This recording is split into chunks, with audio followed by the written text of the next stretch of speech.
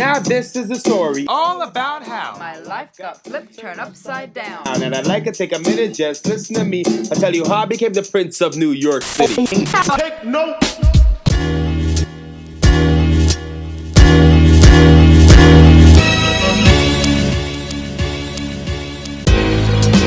Big Beach. Wait here. My man Alan Houston. It's different this time, but it sounds like you're Reggie in town. Frank Ntilikina. Frank Ntilikina. Frank Ntilikina. Frank Ntilikina. Ntilikina. Don't you come here on national television talking to me about Frank Ntilikina. Just the mere mention of the name Frank Ntilikina brings with it more polarized views than a political debate in 2019. One side of the debate is convinced he's trash, offensively inept, not an NBA player, and couldn't even score against their grandma. Seriously, I've seen this online. The other side loves the kid. They see a winning player that's been heavily mistreated by a front office that has no real plan for him. Someone destined to become a high-impact player the second he leaves the Knicks and gets proper coaching. And the truth is, both sides would be right. Frank is a very good defensive player, an ultimate team player that wants to do nothing but make the right play and make his team better. On the flip side, especially in the NBA, he's not realizing that he has to score to make his team better because he's a liability out there if he can't make a bucket. He's too timid on offense, but not timid at all on defense. Just a very polarizing player and someone that's hard for guys to really pin down. As always, the truth lies somewhere in the middle. Frank obviously has a lot of work to do to become a legit NBA player. However, His inability to perform consistently on the offensive end have severely hurt his progress. But writing off a player that was drafted specifically as a project is short-sighted. Let's take a journey back to 2 years ago for a closer look at the French Prince's time in New York City so far. Born in Belgium after his Rwandan mother escaped the war, Frank moved to France at 3 and quickly fell in love with basketball, honing his skill on the streets of France. Everybody in the town was going there.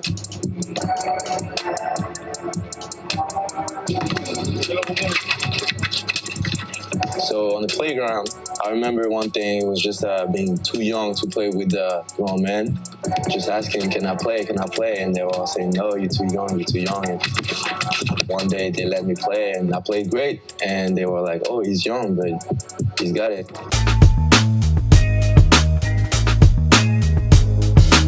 But it was Frank's performance in the U18 Euros for France that really put him on the map. Along with recent 2019 draftee Sekou Doumbouya, Frank led his country to the title, winning MVP honors in the process. Frank stood out in particular for his performances in the semis and the finals. In the semis against Italy, he had 23 points, 4 boards, 9 assists, 5 steals. In the finals, Frank continued his strong play as France won 75-68. Frank had 31 points, 4 rebounds, and 3 assists. He was a scorching 7 of 10 from deep as well. This put Frank firmly on the radar of NBA scouts, and about 6 months later, the Knicks would select him in the draft.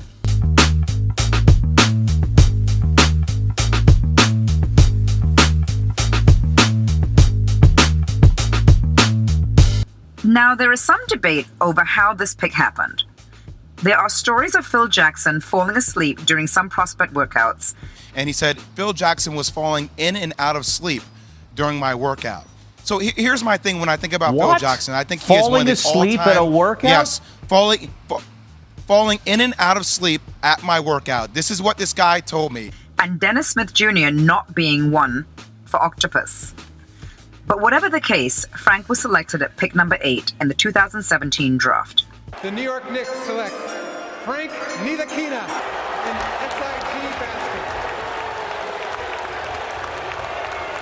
The draft actually occurred as his club team, Strasbourg SIG, were in the finals of the French Basketball Championship. Frank would actually fly back to France that week to play in the finals, though Strasbourg would go on to lose. Frank suffered a knee bruise in those finals, and the Knicks opted to keep him out of the Summer League as a precaution. But Frank's start to his Knicks career would further be derailed when he suffered a groin injury in training camp. The Knicks started the season 0-3 with Ramon Sessions at point guard. Jarrett Jack, who was not initially expected to get any minutes, decided to play his way into one last hurrah, and the Knicks started rolling. Oh yeah, and the Snake was killing it. can't believe the unicorn turned into a snake. Okay, I'll be fair. Kristaps Porzingis was actually quite insane during this time and looked like an MVP candidate. And he had a lot of chemistry, actually, with Frank Ntilikina. As a defensive pair, they had elite numbers.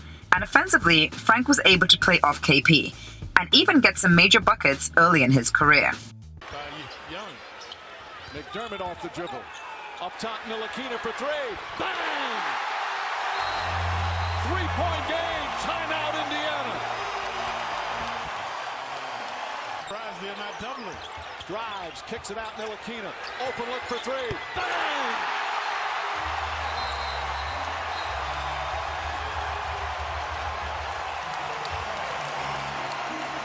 But as the season went on, KP got tired, and Frank also hit the rookie wall. There were still some decent outings, but overall, Frank seemed to struggle with the length of the NBA season and only had a brief comeback near the end. But in the meantime, Scott Perry traded for Emmanuel Mudiay, and Trey Burke gave himself a second life in the G League. Now, Frank found himself as a third point guard again, with Jack and Sessions making way for Mudiay and Burke. Frank would end the season solidly playing the two guard, and hopes for his sophomore year grew.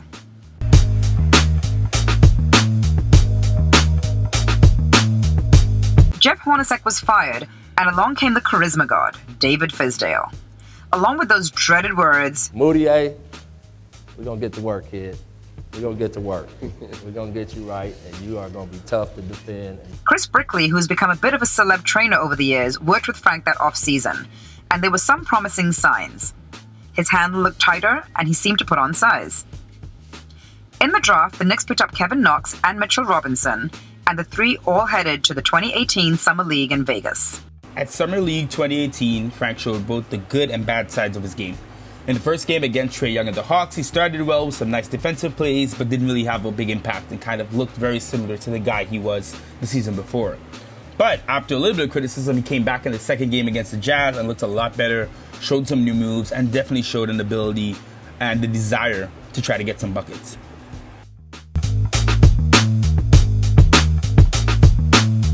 With KP injured and the season pretty much heading for a tank, it seemed like the ideal year for the now 6'7" guard to play a lot of minutes. Frank started the season off at the 3 spot, and though he was fairly solid, it was clear it just wasn't his position. Fizdale also seemed to employ a bit of a tryout system based on his mantra heading into the year. Keep what you kill. After 5 games and a 1-4 start, Burke was out and in came a new starting lineup altogether. Needless to say, we were a bit excited. Who is starting at point guard for the New York Knicks tonight? Oh boy, Frank Ntilikina! Frank starts against Golden State, and for a brief second it seems like we finally saw the player we all wanted to see. Frank was aggressive, played decent D on Curry, and hit his threes. The Knicks would blow a fourth quarter lead, and Kevin Durant would go off at the Garden. But Frank showed something that night, even getting acknowledgement from Steph Curry. Well, sorta. Well, Frank, Ntilikina, is that how you pronounce it? How he played tonight has obviously showed a lot of promise. Frank would go on to start the next few games, doing relatively well. But the offense stalled over time, and despite the fact that this 5-man lineup had the best net rating of the entire season, Fizdale would never play them again. Why? Not sure. There was that game against Orlando at the Garden which led to Frank's benching, but let Simeon tell it, it was an odd decision. I just don't see what Frank did wrong besides miss a couple of shots in that first 5 minutes to warrant him not playing the rest of the game. Frank would play 5 minutes and then not play again, and his starting role was over. Enter Emmanuel Mudiay. Then Frank started missing everything. His 3-point shot fell off a cliff, and for a player already lacking in confidence, this was essentially a death knell to his season. Now, there are heavy rumors that Frank was in fact injured. He started wearing these shoulder straps, and it appears it may have hindered his shot. But regardless, Frank found himself banished as he racked up DNPs, sitting on the bench, staring off into the sunset as he often does. Trade rumors began swirling around this time as Memphis and Orlando were rumored to be interested. Even the Phoenix Suns as well, but nothing materialized. Frank would work his way back into the lineup, however, and had a few notable games, with his best showing on French Heritage Night versus the Hornets. With his idols Tony Parker and Nicholas Batum across the court, Frank showed glimpses of his future scoring ability. Frank caught fire in the second half, scoring 18 points and generally looking as confident as ever.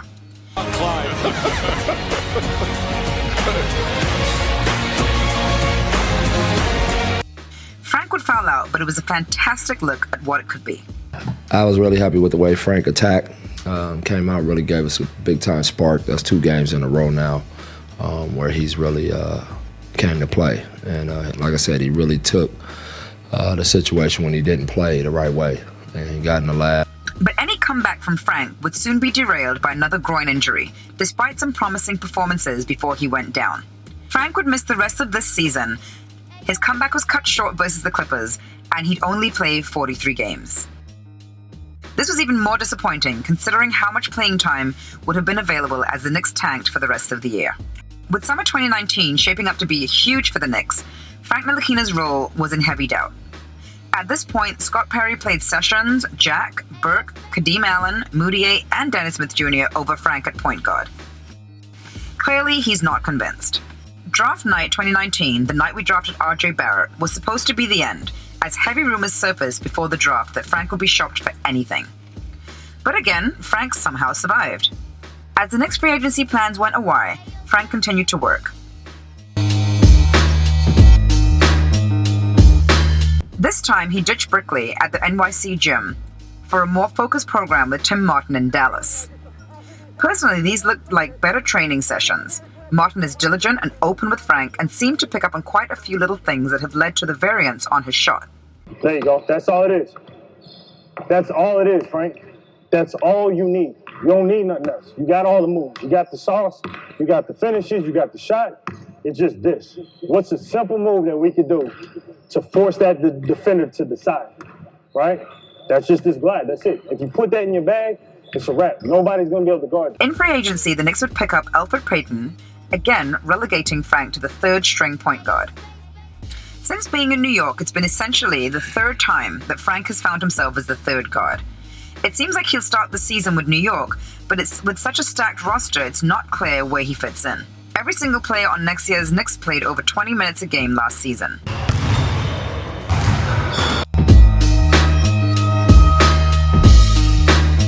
What's next for the French Prince?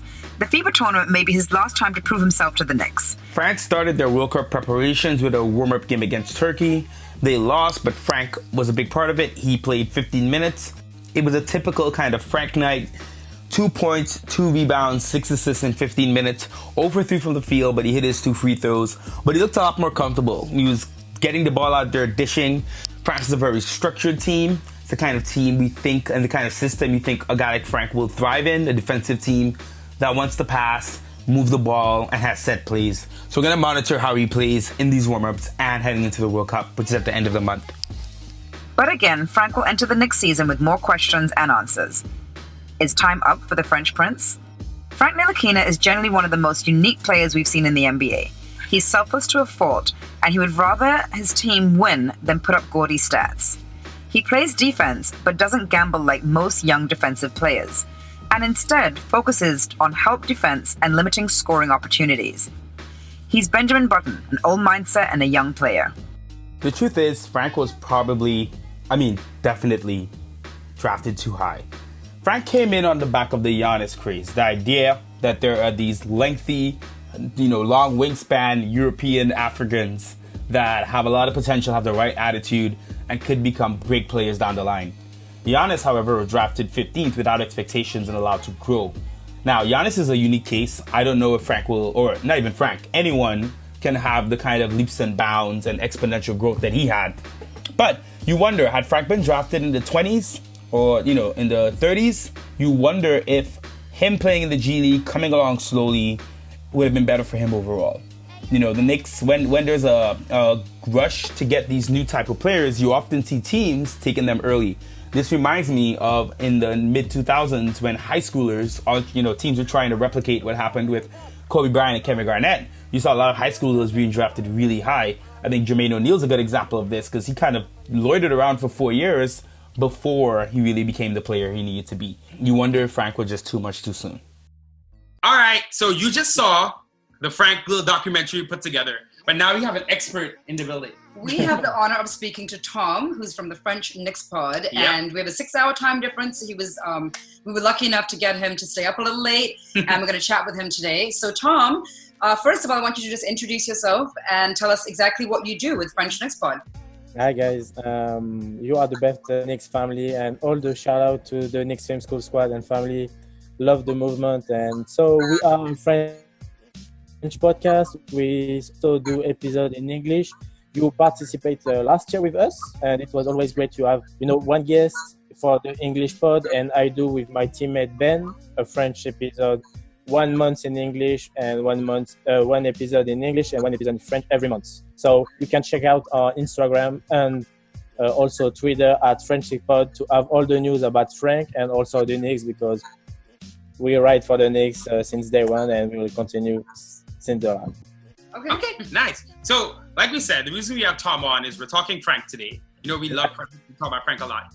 But we want to talk, from someone who's in France, understands the climate, what people think about Frank, because I think there's a lot unknown about him. Yeah, right? I think so. We got to know Frank, obviously, when he was drafted, when Phil Jackson sought him out and was drafted. We didn't really know anything about him prior to that. I think, Tom, you can give us a little more insight as to what was Frank doing in France prior to that, and what did you guys in France know about him? For us, he's a big talent, because he's famous in France maybe since he's 15 years old, when he participated at the Euro under 16. Okay. He has the gold medal with France, but it was big when he win the gold medal with the under 18 with Sekou Doumbouya, who just been drafted this year, and he was the MVP of the championship, and he played so well. In the final, he was 31 points, and he played so well. And after, every big, prospect and NBA fan in France follow his journey in Strasbourg. We see grew up about the minutes, and he plays so great. On the end of the last season, he played with Strasbourg. It was so interesting. So for us, he's a big time prospect, and as a Knicks fan, I love him. I have to admit it. So I have to ask you, when Frank was drafted to the Knicks, what was that moment like, I guess, for you and other Knicks fans in France? Did it almost like a perfect harmony? I was so stressed for that because I want so much that he play for the Knicks, And when I heard the rumors that Frank will redraft because Dennis Smith don't give his medical, stuff to the Knicks front office, I say, please God, make it happen, for me. And I was so stressed, and I was live with a couple of friends, for the draft, like every year. And when they said with the 8th pick, the Knicks pick Frank, I have no words. I was so happy. That must have been so exciting for you. Yeah. Like in my body, it was firework. It was big time stuff. But one night after, I said, hope the Knicks front office will mess, his start of this career, because I know that Ondersek was not a great coach, and when I saw Jarrett Jack, Simmons, and all the stuff, I know it was not, confident, but I always stressed his potential. How do you feel he was treated here? Not well, yet. No, well, actually, was in terms of only specifically because you just brought up Jeff Hornacek. How did you feel that his first year was with Jeff Hornacek as the coach? Hornacek want to save his post, about the first year, and he will be fired. Maybe in February we said that the season is over, the season suck, and all this stuff. But I love the duo with Porzingis, with Frank was on the court. And when KP was down, it's maybe late January.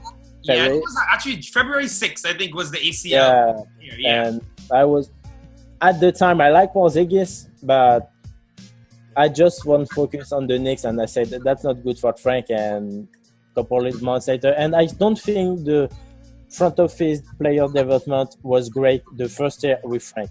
I think the second year Frank was not good, and I think it was his fault. But the first year, I think the front office don't help me much. So that's my opinion about the first year. What's your opinion about the first year? I feel the same way. I feel that he definitely was not treated. I think because Phil was the one that chose him, and then Phil was fired. 3 weeks later. He definitely was not treated like he didn't get that special treatment. He wasn't really allowed to. Well, I don't know if he was allowed to play that much, but he just wasn't given that. He wasn't allowed to fail. which right usually that's the point. When he missed maybe a pass, a rebound, a shot, he was on the bench, and that's not what I want to see for. And he was 18 years old. He was a baby for me. So, 18, brand new in New York. Yeah. Brand new speaking the language. He I mean, was his alone mother at the time in New York also. Yeah. Oh, she came here before. Right, but his mother, to New York, right? Yeah, his mother came She with came at him first, to get him like settled in. So this is like, such a young kid in a brand new country, brand new language, and then playing the sport. I mean, his picture was on the side of a building. I have huge picture, and I remember when I saw it, I was so excited to see it, but I also felt like, wow, how much pressure for this kid to come to the city, and then so much expectation for him, but then they were not treating him with like kid gloves. And I think that your first year, the coach and the front staff should be treating you kind of with kid gloves a little bit. I think specifically for me is because the NBA is a man's game, and as much as we like Frank, if you're not performing, you're not going to play. But I will say, as a project, I always felt if you're drafting a project, whether that means G League time or added time, my biggest thing is that I don't know how he's not been in the G League in 2 years. Like if the front office and the coaches or whatever think he has so much work to do, then why wasn't he in the G League? But to ask, to follow up, Tom, looking at, the last 2 years, he's about to turn 21 in a couple of days. So you can't call him 18, it's now he's 21. He can drink in America. I was going to say, but in France specifically, are people forgetting the Knicks and treatment or anything about Frank, just Frank and his play? Are people a little bit disappointed in how he's performed? And are people maybe they had a lot of high hopes early, but maybe now they're not as, hopeful that he will become a very good player? We understand two things. The first thing is that the first player and the second year, it was too nice. He just did assists. He don't ask, I am the point guard, give me the fucking ball, and I will put system, And for us, that's why, man, you lose 2 years to impress your teammate and say, I'm the point guard, give me the ball on attack. Because on defense, everybody saw it the first year. He don't need to do more because he's, for me, the best defensive point guard for pick and roll, He's only 20 last year? Yes, 20. So, and we understand one of those things, that he was still growing up. He was still a baby. He was not maybe 200 pounds, maybe the first year. And now he's still growing up. I know they will be 21, so he will stop growing up. For us, we understand that he was a kid. And a big-time journalist in France said that he needs to rest 2 years before to go to the NBA. And he said that this year he's ready, and you understand the dream of Frank to go to the NBA at 18. You can't say to a player you can get millions and play for the Knicks and say no, I prefer to play in Strasbourg. But for his development, the G League of the 2 years in France must be the best solution at the time. For us, he needs more development, and you said that's not a good thing that he don't play a G League. And at the time, when you have an HP, you say, no, play with the big man, like you said, But the right solution for me is to play with the G League the first year, maybe.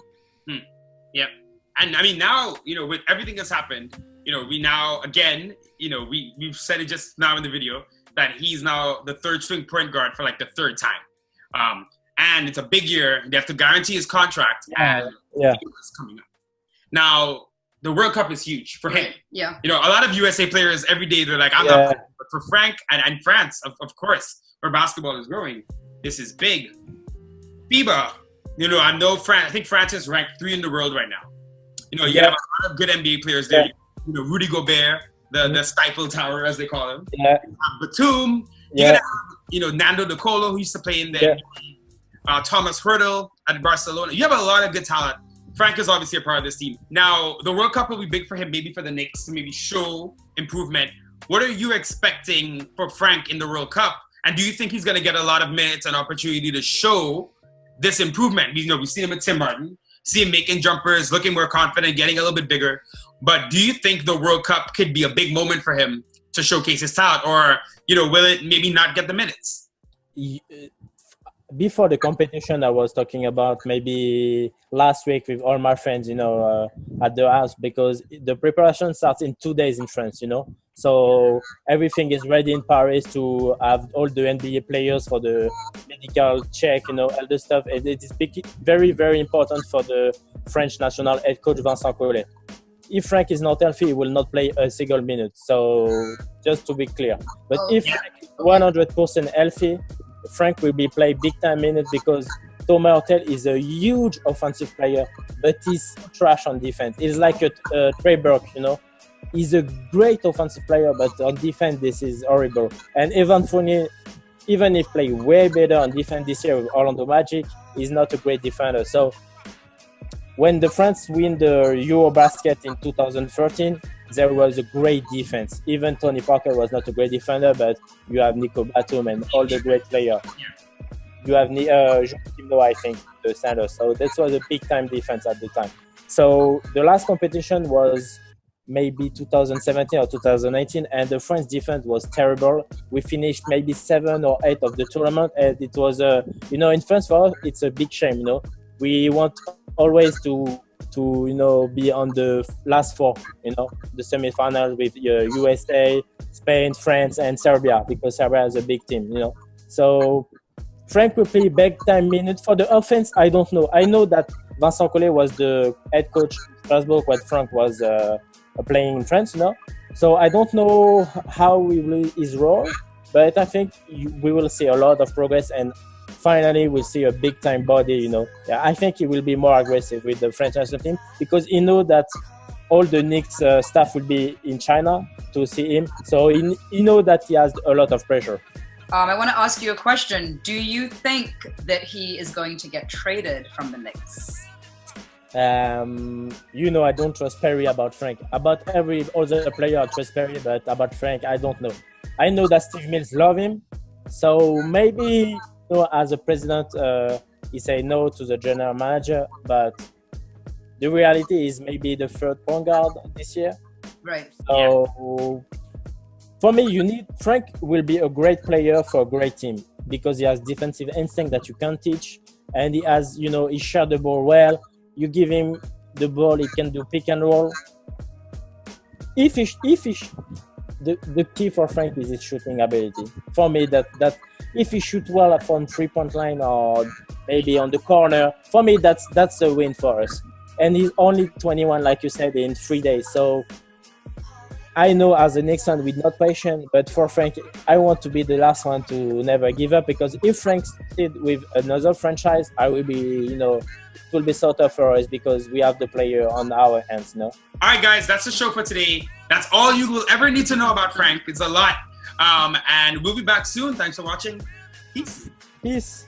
As always, thanks again for watching our video. Do not forget to subscribe and turn on your notifications. That way you'll know every time that we post a new video. And check out some of our other stuff.